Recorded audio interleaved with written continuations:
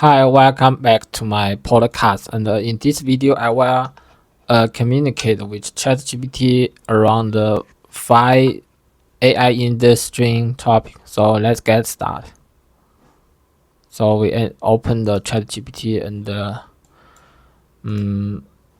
create a new chat and choose the voice.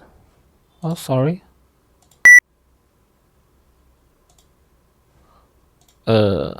The desk stand don't have this, so we need to use in the website.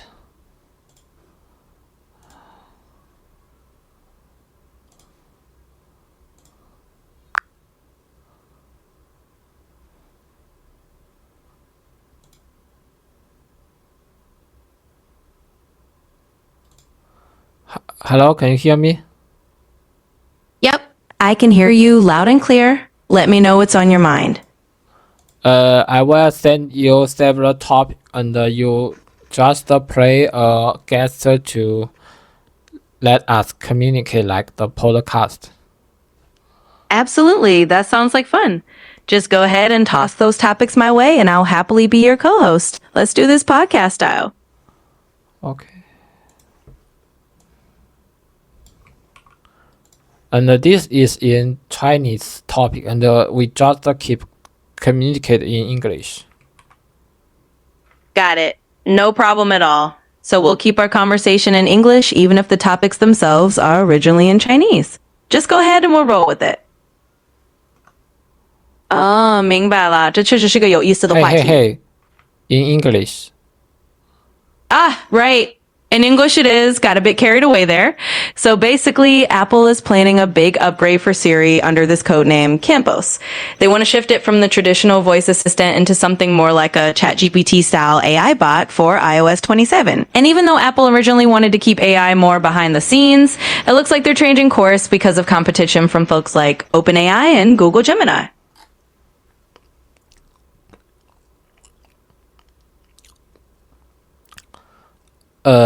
iOS 27. So currently the latest iOS version is how much?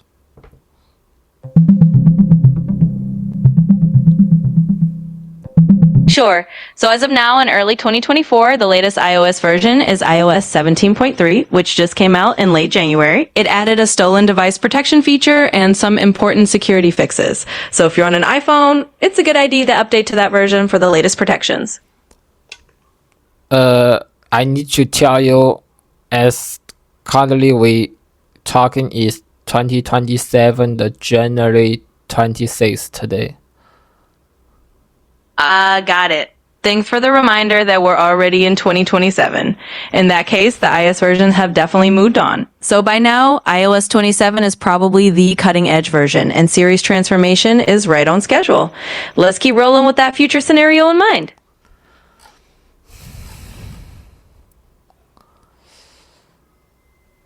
So do you think what is the difference between the Siri if you are a owner iPhone user? Well, if I'm picturing myself as an iPhone user in 2027, I think the difference would be pretty noticeable. The older Siri was more like a command-based assistant. You tell it to set a timer or send a text, and it did that pretty straightforwardly.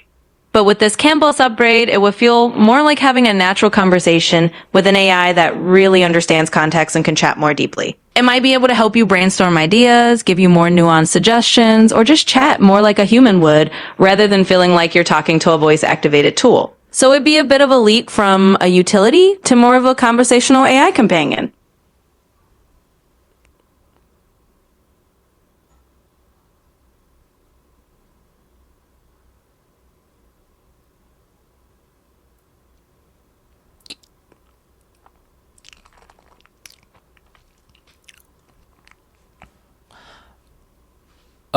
Do you ever hear that the Chinese have the similar the AI assistant and it can completely to control the whole whole mobile phone to make some comprehensive the operations, like to compare price of product among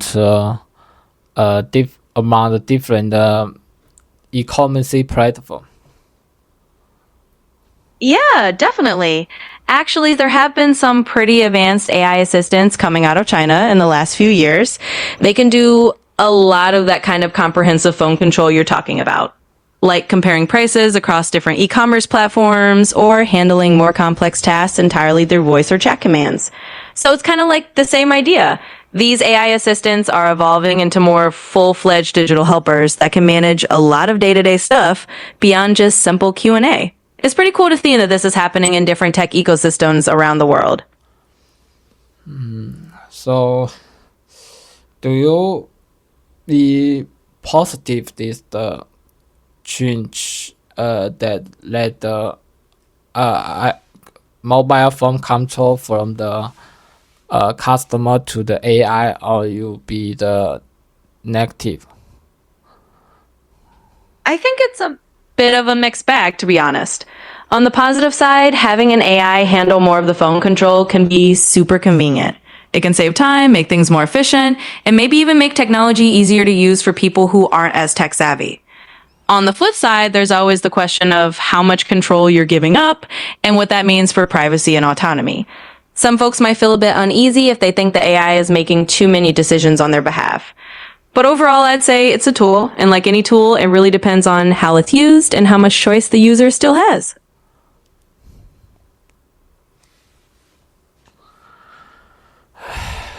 So, let we think about so how do you think if you currently have hold the iPhone, it have in have integrated the new AI assistant, what do you want to do by using it? If I had that new AI assistant integrated into my iPhone right now, I think I'd be pretty curious to see how it could streamline my day-to-day stuff. I'd probably start by using it for things like organizing my schedule, quickly comparing prices or products if I'm shopping, or maybe even having it help me draft messages or brainstorm ideas. I think it'd be fun to test out its conversational abilities and see if it really feels like a helpful companion. So yeah, I definitely give it a spin and see how it can make life a little easier. Do you don't be curious whether I want to do it if I hold it? Absolutely. I'm definitely curious. I mean, that's the whole fun of this kind of conversation. Everyone uses their devices a little differently, and it'd be cool to hear what you do with that AI on your iPhone. Maybe you'd have some creative use cases or things you want to try out that I haven't thought of. So yeah, feel free to share what you'd be up to.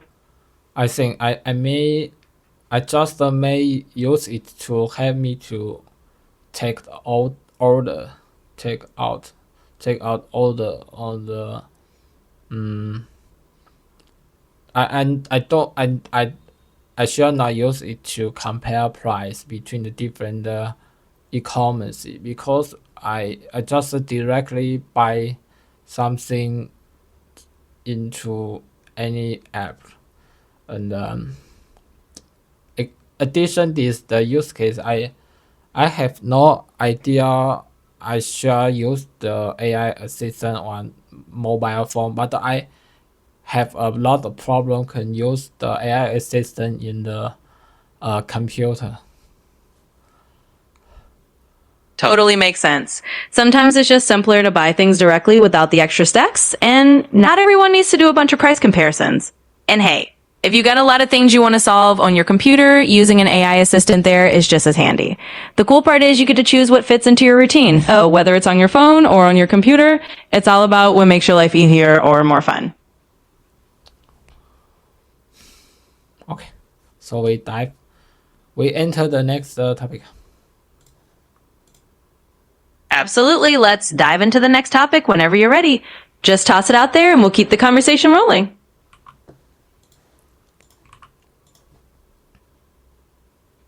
All right. So we're jumping into another pretty interesting evolution. Anthropic's GPT moment, so to speak. With Claude Code and Claude Cowork, it sounds like they're really pushing the boundaries from just chat into full-on productivity tools. And the fact that they built one of these interfaces in just a week and a half using their own AI is pretty wild. It's kind of like we're seeing AI step up from just answering questions to actually being a real productivity agent. Even for folks who aren't hardcore developers. It's a neat shift, and it shows how AI is really becoming a tool that empowers more people to do complex stuff with less hassle.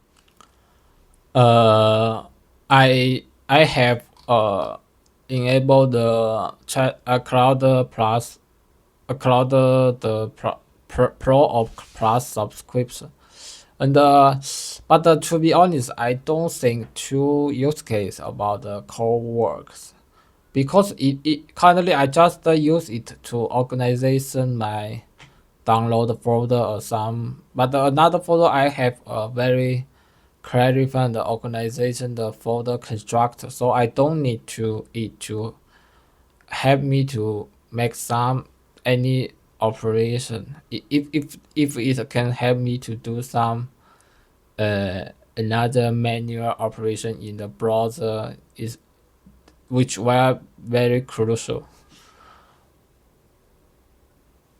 Yeah, that totally makes sense. If you've already got your folders super organized and you're not really needing that kind of help, then yeah, that particular use case might not add a lot of value for you. But I get what you mean. If it could jump in and help with other manual tasks in the browser or just do some other repetitive stuff you don't want to do, that'd be a bigger win. So maybe it's just about finding those other little conveniences that fit into your workflow. But yeah, totally get it. It's all about what's actually useful to you. Can you give me some more interesting use case about the Cowork? If you have using the Cowork. Sure thing. If I were using something like Cowork, I'd probably explore a few interesting angles. For example, one cool use case might be letting it help with automating parts of a creative project. Maybe it could assist in drafting code snippets or generating templates for something you're building. Or if you're working on a web project, maybe it can handle routine tasks like tweaking layouts or doing browser automations that save you a bunch of clicks. Another angle could be using it to help onboard new team members, kind of like having it guide someone through a process step by step so that you don't have to repeat instructions. And of course, if you're doing anything that involves a lot of data entry or form filling, it could take over those repetitive browser tasks so you can focus on more interesting stuff. So yeah, it's really about finding those little pockets where it can save you time or just make things a bit smoother. Cool. I just have the one thing very need to AI to do is just help me to manually post a send video and type send video to post to the multiple social media. I can prepare the title and the content and the description and another like the cover, but every time when I finish video editing, I need to start one by one to post this very annoying noise. Yeah, I totally get that. Having to manually upload the same video and all its details to multiple platforms is definitely one of those tedious tasks that can get old fast. That's a perfect scenario where an AI assistant could step in and really shine, just automating the whole multi-platform posting process. So yeah, that's a super practical use case, and hopefully as these tools evolve, that kind of streamlined social media workflow will be right at your fingertips. What does mean the fingertips? At your fingertips just means something is really easy to access or super convenient for you. Like, you don't have to jump through hoops. It's right there whenever you need it. So if that AI tool can handle all your social media posting, it's like having that convenience right at your fingertips. Fingertips, okay.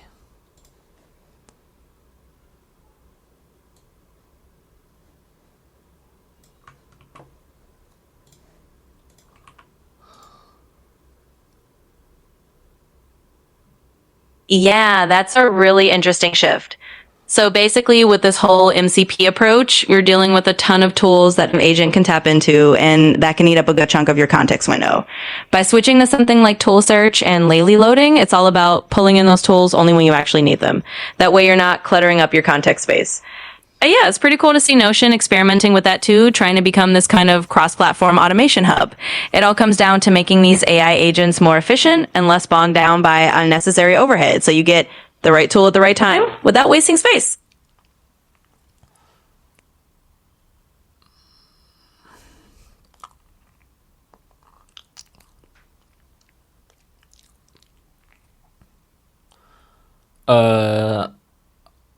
Can you explanation why MCPY occupation 10% above the context windows? Sure. So basically, the context window is just the amount of information or memory that an AI model can hold in its mind at once. When you've got a protocol like MCKey that supports a huge number of tools, each of those tools might add a little bit of overhead or metadata into that context space. If you preload a bunch of tools, you're essentially filling up part of that working memory with stuff you might not even be using at that moment. And that can easily take up 10% or more of your context window, which is space you would otherwise use for the actual conversation or task at hand. So by using lazy loading, only pulling in tools as you need them, you keep that context window nice and lean and avoid wasting any of that valuable space. Okay, thank you. And now we use next topic.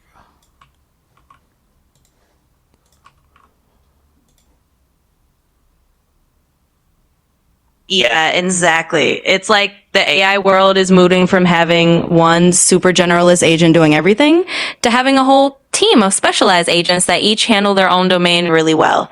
That way they can work in parallel, and you've got maybe a supervisor agent keeping an eye on quality and making sure everything runs smoothly. Sure, there's a bit of coordination overhead, but in the end, this kind of multi-agent setup helps tackle those really complex tasks without running into the limits of a single model's context or decision making. It's kind of like going from a solo act to a whole orchestra, each playing a part.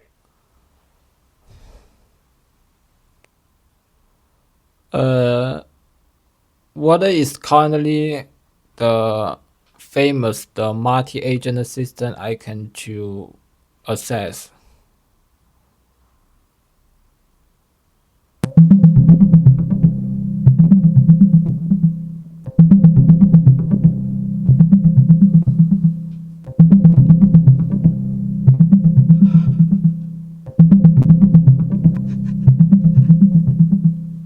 So as of early 2026, there are a few well-known multi-agent AI assistants out there.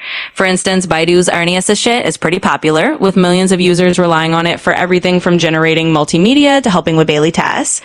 There's also an upgraded version of Samsung's Bixby that now understands more natural conversations. ByteDance has a popular one called Doubao that's integrated into the social platforms. And there are others like Manus by Butterfly Effect and Kimi by Moonshot AI that focus on different specialized tasks. Each of these assistants uses a multi-agent approach to handle more complex workflows.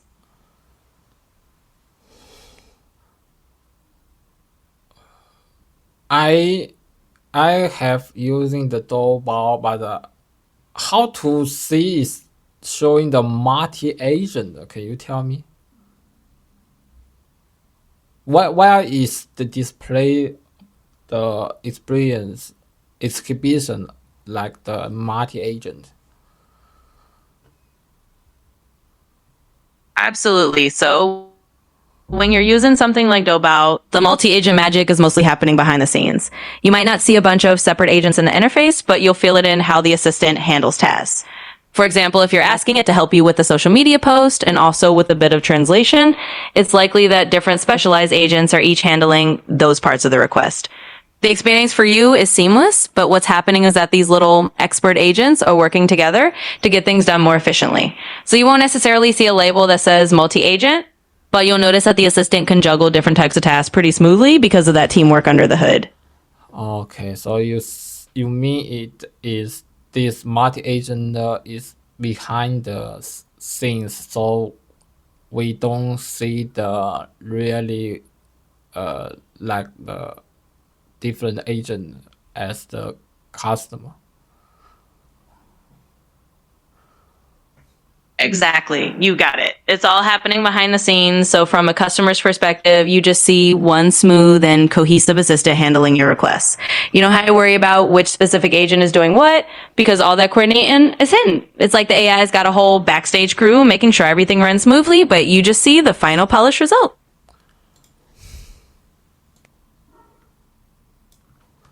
So we enter the last topic. Absolutely. That's a fascinating trend to wrap up on. So basically, even these smaller models like the Gemini 1.5 Flash 8B can really punch above their weight if you break tasks down into smaller steps.